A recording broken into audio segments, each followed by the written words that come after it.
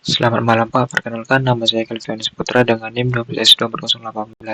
Nah, di sini saya akan menjelaskan tugas tambahan saya yaitu memasuk soal Java.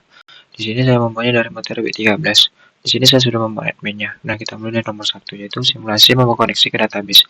Nah, di sini di sebuah program yang meminta pengguna masukkan nama database dan username.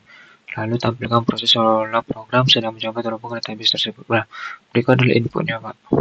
Nah, di sini adalah code-nya. Nah, di sini saya akan menjelaskan code-nya. Nah, code-nya ini adalah untuk mensimulasikan proses awal ketika sebuah aplikasi nanti mencoba terhubung ke database. Nah, user ini diminta memasukkan nama database dan username sebagai informasi dasar yang biasanya dibutuhkan saat melakukan koneksi. Nah, setelah nanti input yang diterima, program tidak benar-benar melakukan koneksi ke database, tapi hanya menampilkan pesan yang seolah-olah sedang mencoba terhubung dan juga akhirnya berhasil. Nah, di sini kita akan menjalankannya.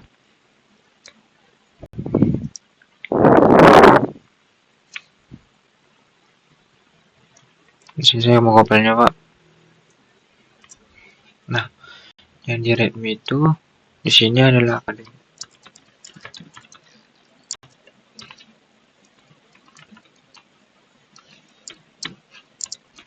Nah, di sini username Tony.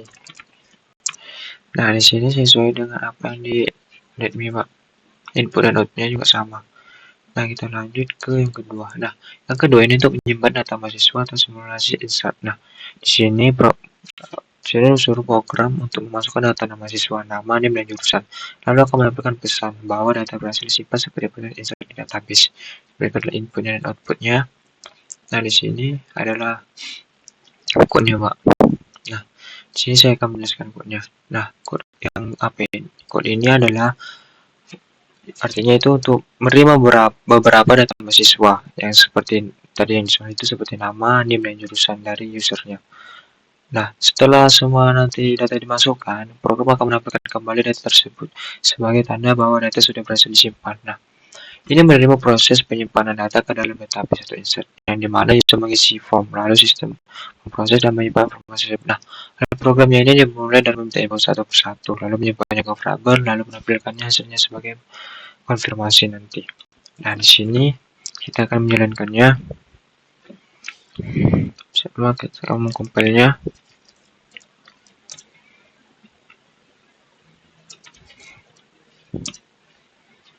nah ini yang di readme namanya itu Andi, NIM-nya 22001, saya informatika.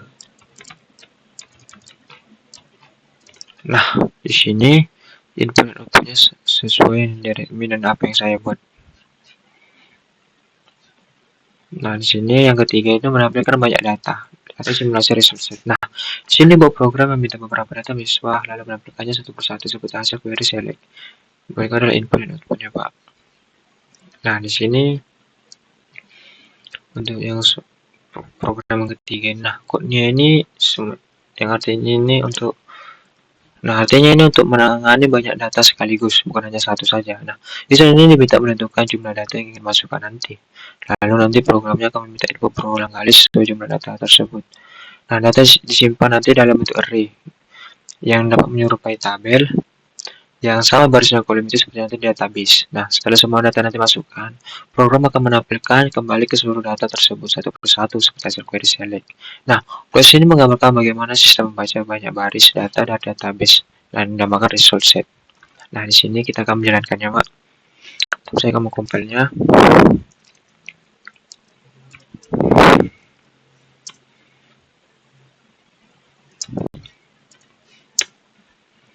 Nah, yang di readme itu jumlah datanya itu 2. Nah, nama ke satu itu dengan NIM 22001. Nah, di sini Budi dengan NIM 22002. Nah, di sini sesuai outputnya yang ada di readme, Pak.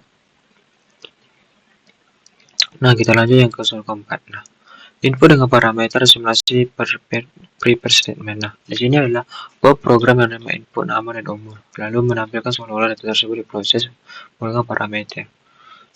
Berikut adalah input dan outputnya, Pak. Nah, di sini kita menjelaskan kodenya. Nah, yang kode program yang keempat ini untuk menerima input dengan tipe data yang berbeda, yaitu teks dan angka.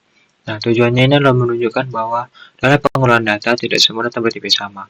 Setelah menerima input, program menampilkan kembali data tersebut sebagai bentuk pemrosesan parameter. Nah, ini mirip dengan penggunaan parameter dalam query database atau prepare statement, yang dimana nilai inputnya itu dimasukkan ke dalam perintah yang sudah disiapkan sebelumnya. Prosesnya itu sangat sederhana, input, simpan, sesuai tipe dan lalu menampilkannya. Nah, di sini kita akan menjalankan mengkompilnya dulu.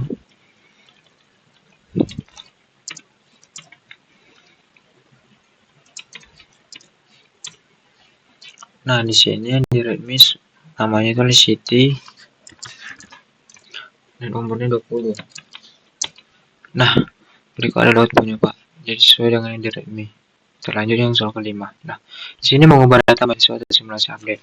Di sini Bob program meminta nama lama dan nama baru, lalu menambahkan perubahan data. Berikut adalah outputnya Pak. Nah, sini kita menjelaskan program yang kelima. Nah, program kelima ini adalah menggambarkan proses perubahan data, yang dimana ini user diminta memasukkan data lama dan data baru, lalu programnya menampilkan perbedaan antara keduanya. Ini mensimulasikan proses update dalam di database, dimana sudah ada diperbarui menjadi data baru. Lalu programnya mulai dari menerima input, kemudian menampilkan kondisi sebelum dan sudah perubahan, sehingga user nanti bisa melihat hasil perubahan tersebut. Nah, sini saya akan mengkompilnya terlebih dahulu, Pak.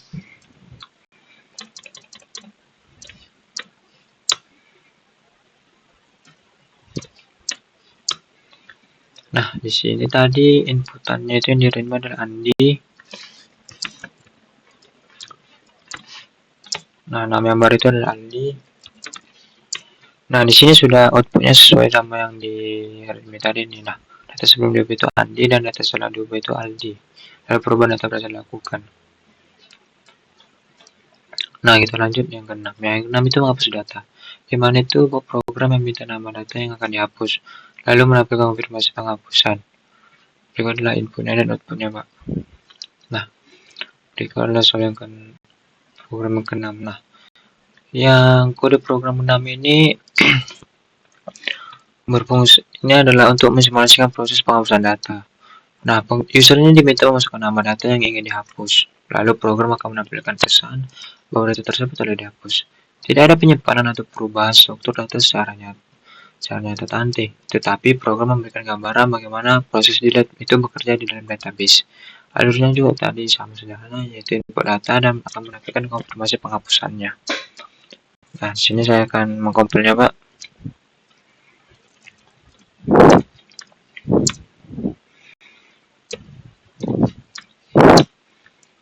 Nah, yang dari tadi itu Budi inputannya. Nah, lalu sesuai sama yang tadi itu data dengan nama Budi tidak dihapus dari sistem. Nah, lalu kita lanjut ke 7. Nah, yang ke-7 ini membaca data bertahap atau simulasi result net set.next. Yang mana itu inputnya itu tadinya jumlah 3, baru 1 Andi, Budi, Cici, baru nanti outputnya ini berikut. Nah, berikutlah penjelasan yang ke nomor 7. Nah, untuk program nomor 7 ini, program ini berfokus pada proses membaca data secara bertahap. User mau disuruh masukkan beberapa data, lalu program menampilkan data tersebut satu persatu menggunakan perulangan atau looping. Ini menggambarkan cara kerja pembacaan data dari database yang dilakukan baris demi baris. Nah, proses ini dimulai dari inputnya banyak data, menyimpannya di dalam array, lalu menampilkannya setiap elemen secara berurutan. Nah, di sini kita akan menjalankan mengkompilnya.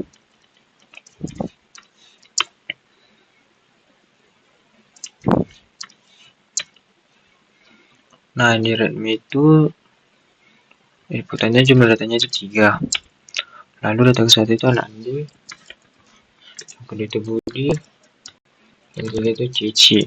Nah, lalu outputnya itu keluarnya outputnya itu sama dengan yang readme itu, yaitu bersatu itu Andi, 2 Budi, dan 3 Cici.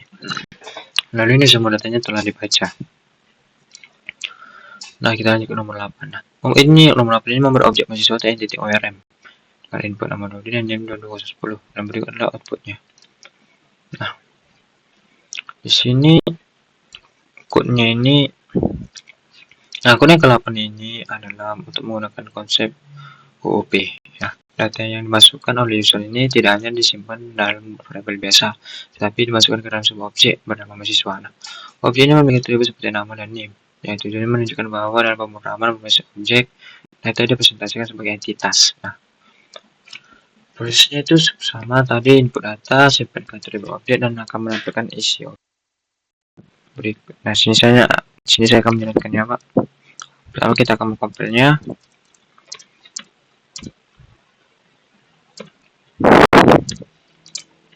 Nah, di readme ini namanya itu Dodi, NIM 22010. Nah, di sini sesuai apa yang ada di keluar ini sama yang di output readme-nya. Nomor 9. Nah, 9 ini mengubah satu data menjadi objek. Di sini membuat program yang menerima satu data mahasiswa dalam bentuk variabel. Itu seolah-olah saya query satu baris. Lalu ubah data tersebut ke dalam objek mahasiswa dan tampilkan hasilnya. Nah, berikut adalah input dan outputnya, Pak. Di sini saya akan jelaskannya. Nah, yang kode program 9 ini menjelaskan proses mengubah data menjadi objek yang lebih kompleks atau lebih lengkap. Nah, data ini masukkan berupa nama, name, dan jurusan yang dianggap sebagai source dalam satu query saja. Lalu dimasukkan ke dalam objek mahasiswa. Ini yang disebut mapping, yaitu mengubah data mentah menjadi bentuk objek agar lebih mudah dikelola dan program. Nah, alurnya ini dalam menerima input user, lalu mengisi atribut objeknya satu persatu. Lalu kemudian menampilkan isi objek tersebut sebagai hasil akhirnya. Nah, kita akan menjalankannya. Sama saya akan mengkopinya, Pak.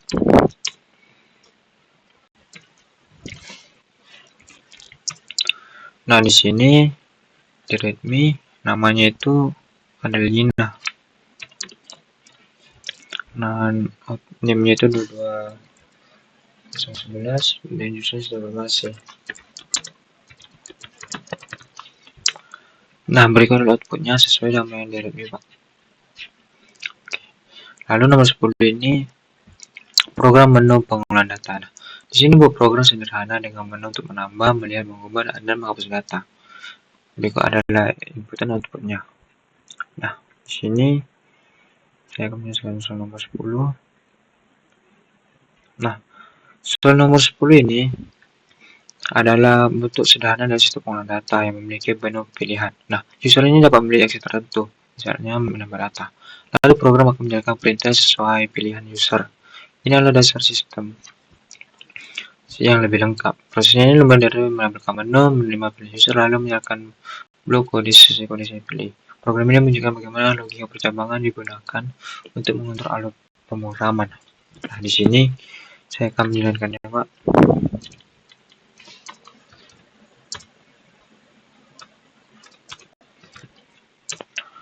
Nah, di readme itu satu. Lalu masukkan data itu ini. Nah, lalu sini data bisa ditambahkan. Pilih menu 1 dan sesuai output sama yang di readme. Nah, sekian dari saya, Pak. Jika ada kata yang salah, mohon dimaafkan, Pak. Sekian dari saya, Pak. Terima kasih, Pak. Selamat malam, Pak.